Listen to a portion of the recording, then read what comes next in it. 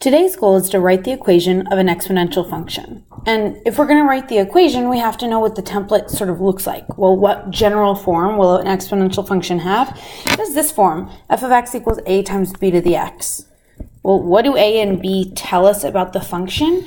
Take a look here. If you substitute 0 in for x, then you get a times b to the 0. Anything to the 0 power is 1, so you get a times 1, which is a.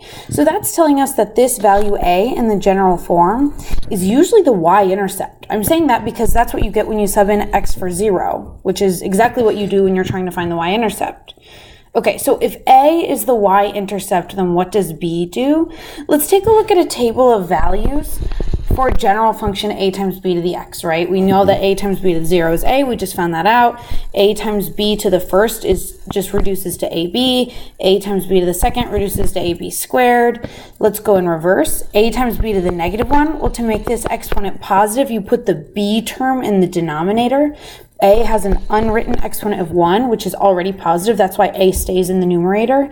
And the same thing is happening as we move this direction. So if I look at this table of values, I see that to get from a to ab, I would multiply by b.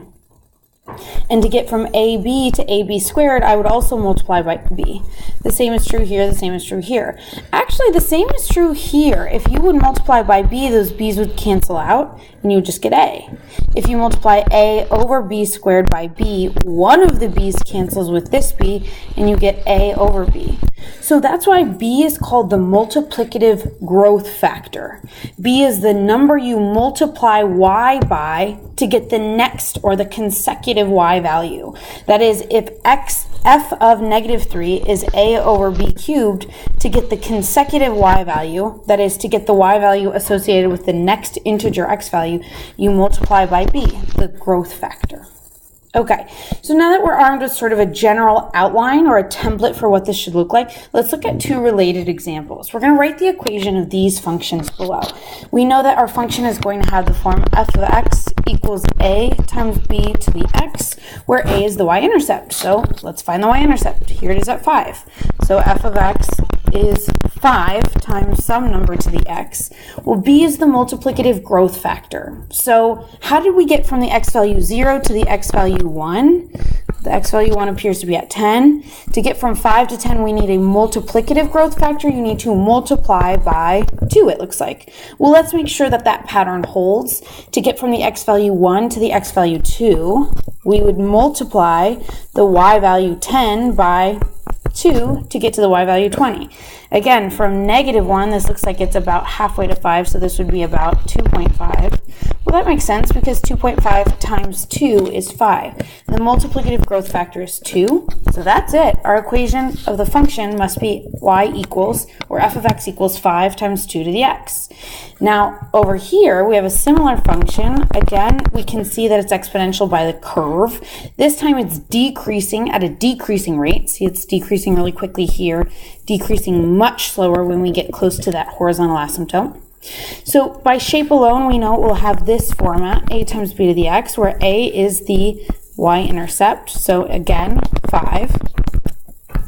And b is the multiplicative growth factor. Well, this time, to get from 20 at the x value negative 2 to 10 at the x value, the next x value at negative 1, you would multiply by 1/2.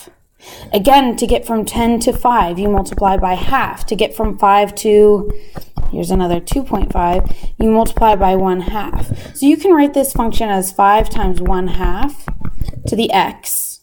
Or, of course, you could write it as f of x is 5 times 2 to the negative x, because these y values are related by a factor of 2, but it looks like an exponential function that's been reflected across the y-axis. So either of these are equivalent forms of writing the equation of this function. Let's take a look at another example. Write the equation for the value of your investment X years after you first invest if, let's look at scenario A. What if you invest $100 in the stock market and you earn 7% annually? Let's make a table of values to help us understand what's going on here. Let's say X is number of years after you invest and f of X is the amount of your investment. You initially invest $100, okay? So 0 years after you invest, or that moment that you invested, you had $100 in the bank. Now, you might be thinking you earn 7%, so that's 0.07 times 100, which is $7. But that doesn't make sense. Your $100 wouldn't shrink down to $7 if you're earning interest. So you would earn $7 plus the original $100, right? You get the original amount back plus the 7% additional interest, so you'd have $107 after 1 year. And after 2 years, now you're earning 7% interest on your $107 plus your original $107 that you had the year before, and that'll get you a total of $114.49. And then the next year, you earn 7% interest on your $114.49 plus your $114.49, and you have whatever that number is, right? This is getting kind of tedious to calculate. So let's clean this up a little bit so we can sort of see the pattern. This was 7% plus our original value gave us $107. Okay, so there's a pattern here. Notice that you always get back whatever you had the year before. That doesn't change. I like to think of that as 100% of the value that you had before plus an additional 7% interest. So actually, this expression here could be written with the $100 factored out, right? It's $100 times the 0.7% of the 7% interest. Of course, we write percents as decimal, plus 100% of the original investment. And this, you can factor out the $107. That's how much you had the year before. Again, you're making 7% interest plus 100% of your original investment. Here, you have $114. Again, 7% interest plus whatever you had the year before.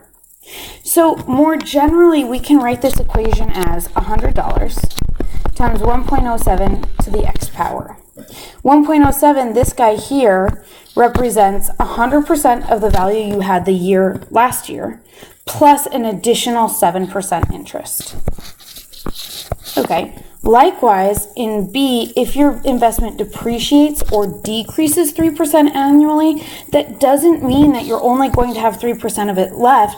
That means in B, you're going to have 3% less than the original 100%. Therefore, those three dots mean therefore, you're going to retain 97% of the value. So in this case, you're investing $50.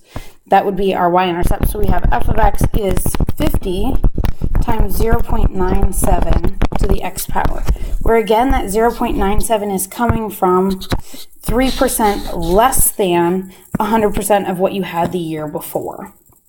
Okay, final example for tonight. Write the equation of the function represented below.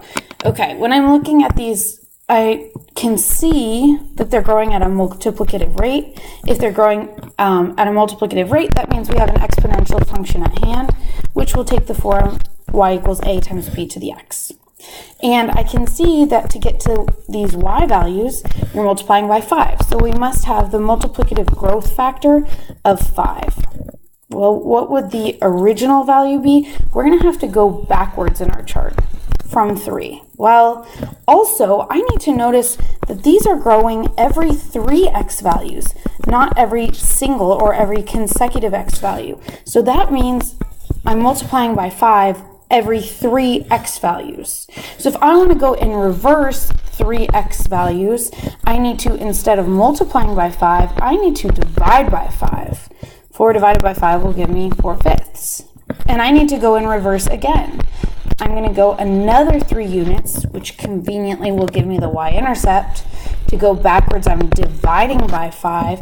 So this would be 4 over 25, since 4 over 5 divided by 5 is the same thing as 4 over 5 multiplied by the reciprocal.